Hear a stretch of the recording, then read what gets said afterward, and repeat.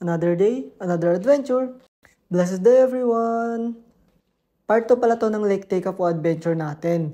Sa hindi pa nakakapanood ng part 1, ay balikan na lang po ang videos sa baba. Dahil nga medyo makulimlim dyan, ay kumain muna pala kami dahil gusto naming antayin na sumikat ang araw. Pero walay pa rin pala. Kaya after namin kumain, syempre nagpicture and videos ulit kami dyan. Yung mga turista pala dyan ay kumakanta din dyan sa labas mismo ng church. Kaya syempre, kaming mga nanonood ay napahanga at nag-video na din. Ito pala ang kinakanta nila guys.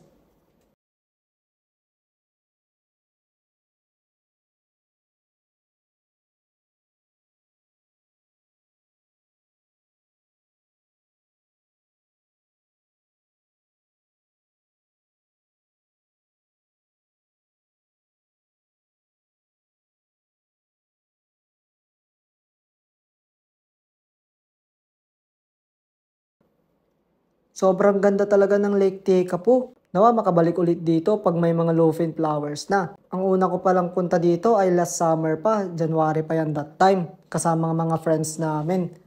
Talagang mapa-summer, autumn, winter, or spring ay maganda pala talaga dito. Magkakaibang season, iba't ibang vibes. Sa mga kabayan natin dyan na mapapanood to at gustong makapasyal dito at hindi pa nakakapunta, highly recommended to. Dahil malapit lang din siya sa Lake Pukaki at Mount Cook. Around 1 hour lang din pala ang biyahe. Especially pag winter dito, madaming activities na pwedeng gawin.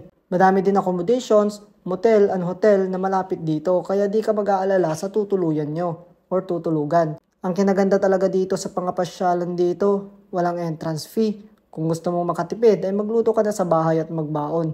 Ganun mostly ang ginagawa namin kahit papano ay medyo tipid pag namasyal kami. Especially pag mga long drive. Nasa 290 kilometers din pala ang Dunedin to Lake Tekapo kaya syempre magbabaon din kami ng mga snack para hindi antukin sa biyahe.